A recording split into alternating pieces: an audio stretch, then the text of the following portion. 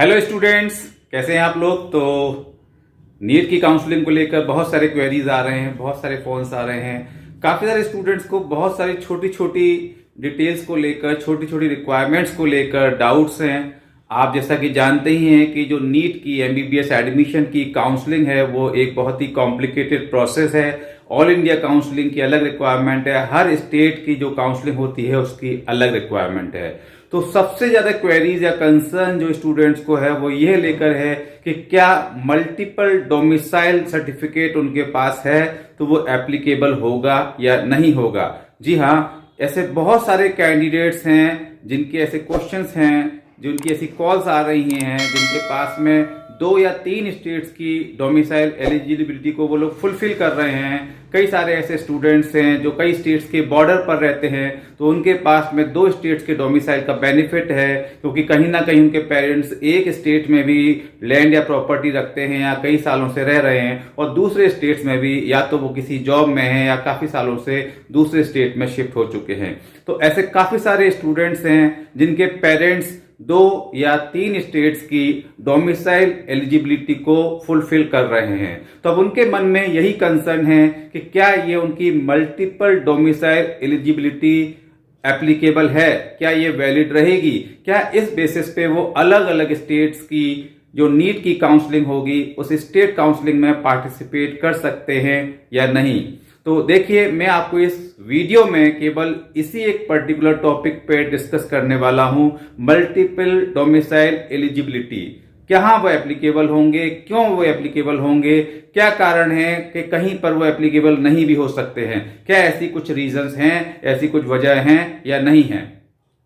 तो देखिए, जितना आप लोगों ने अभी सभी जगह सर्च किया होगा और जितनी मैंने भी सभी जगह की नॉलेज गैदर की है, उस बेसिस पे मैं आपको बताना चाह रहा हूं कि ऑल ओवर इंडिया में पंजाब ही केवल एक ऐसा स्टेट है जो मल्टीपल डोमिसाइल्स को एक्सेप्ट नहीं करता है। जी हाँ, Punjab is the only state where they get an affidavit from a student, जहां पर उस एफिडेविट में वो ये कंफर्म कराते हैं कि यदि आप स्टेट सीट्स में पंजाब की सीट्स के लिए काउंसलिंग में बैठ रहे हैं तो फिर आप कहीं और नहीं बैठेंगे।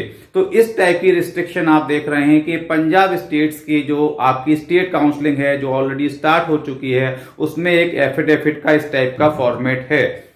लेकिन यदि हम किसी और स्टेट की बात करते हैं, all over the India, across the India, काफी सारे स्टेट्स की जो अलग अलग काउंसलिंग होती है उसमें आप देखेंगे कि इस तरह का कहीं भी कोई रिस्ट्रिक्शन नहीं है।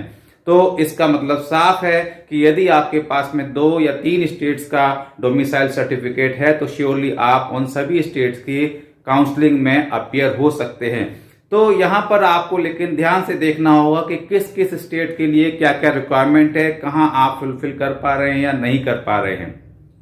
देखिए, ऐसे कई सारे केसेस मेरे पास आ रहे हैं। यहां पर एमपी के डाउनवर्ड एरिया में महाराष्ट्र बॉर्डर से लगे हुए कुछ स्टूडेंट्स हैं जिनके पास में महाराष्ट्र की एलिजिबिलिटी भी फुलफिल हो रही है और मध्य प्रदेश की एलिजिबिलिटी भी फुलफिल हो रही है।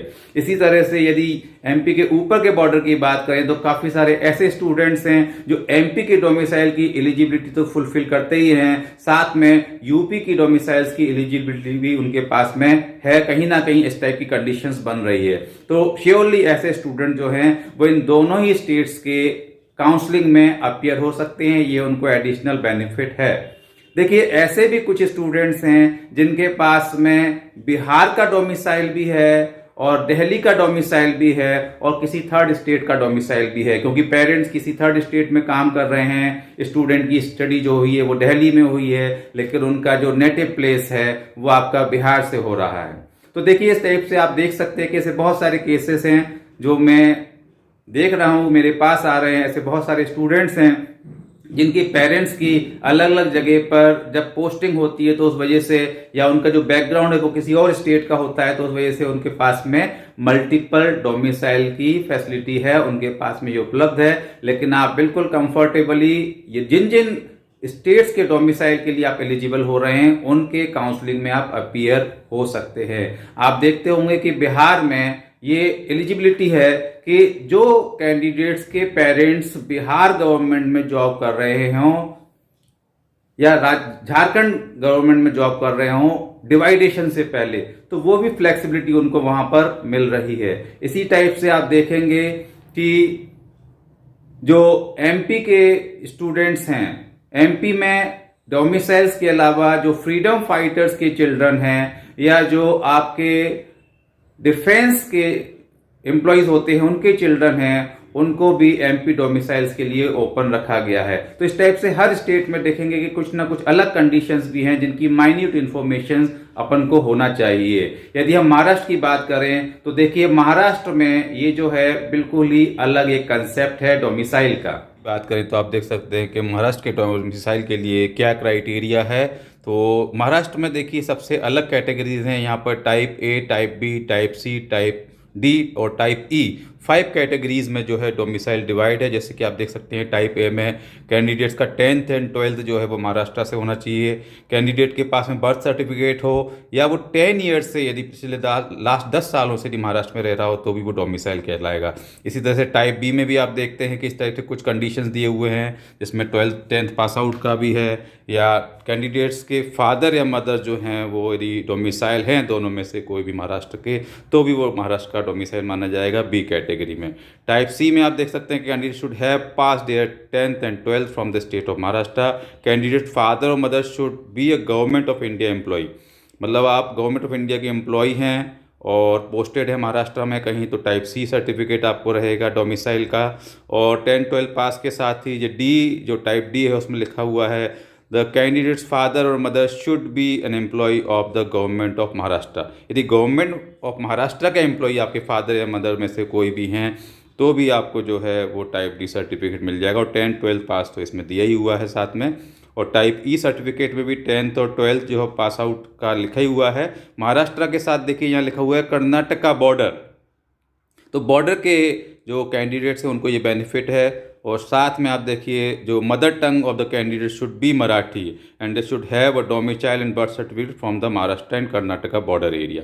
बॉर्डर एरिया का कोई यदि आपके पास में बर्थ सर्टिफिकेट है, बॉर्डर पे रह रहे हैं, तो भी आपके पास में ये बेनिफिट है कि आप टाइप ई कैटेगरी के महाराष्ट्र डोमिसाइल कहलाएंगे। तो इस तरह से आप देख सकते हैं कि हर स्टेट की डोमिसाइल्स के अलग अलग क्राइटेरिया हैं, लेकिन बॉर्डर में रहने वालों के पास में कई बार ये देखा गया है कि मल्टीपल डोमिसाइल का बेनिफिट रहता है।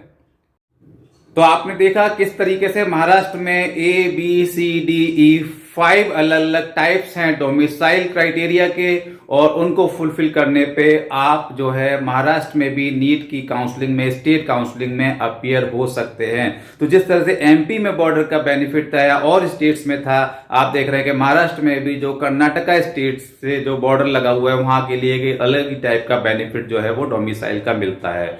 तो ये हमारे यहाँ पर इसको हम फ्लेक्सिबिलिटी कह लें या कुछ लोग इसको ड्रॉबैक भी कह सकते हैं कि भाई ऐसे कैसे, जब कोई स्टूडेंट एक स्टेट का है तो वो एक ही स्टेट में लीगली एलिजिबल होना चाहिए डोमिसाइल के लिए। लेकिन ये हमारे यहाँ का इसका लेक्यूना कहें, कमी कहें या कुछ भी कहें, लेकिन इस चीज का फायदा सीधे सीधे वो कैंडिडेट्स ले सकते हैं जिनके पास में मल्टीपल डोमिसाइल एलिजिबिलिटी है। तो यदि आपके पास में ऐसी कोई एलिजिबिलिटी है तो ओपनली आप उन सभी स्टेट्स में अपीयर हो सकते हैं। 2 स्टेट्स में भी अपीयर हो सकते हैं, 3 स्टेट्स में भी अपीयर हो सकते हैं, बशर्ते कि वहां के डोमिसाइल की कंडीशन आप फुलफिल करते हो। तो उम्मीद करता हूं कि इस वीडियो से आपका ये डाउट है मल्टीपल डोमिसाइल एलिजिबिलिटी को लेकर, ये आपका खत्म हुआ होगा। और इस वीडियो को यदि आप पसंद करते हो तो डेफिनेटली अपने और भी स्टूडेंट जिनको रिक्वायरमेंट उनको शेयर कीजिए इस मेरे वीडियो को और मेरे चैनल को आप, और यदि आपको मेरा चैनल पसंद आया हो तो इसको सब्सक्राइब जरूर करें। ऐसे ही बहुत सारे इंटरेक्टिव और इंफॉर्मेटिव वीडियोस के साथ मैं आपके सामने आता रहूंगा। अगले वीडियो में फिर मिलते हैं। सभी नीट एस्पायरेंट्स को मेरी तरफ से शुभकामनाएं। Thank you very much.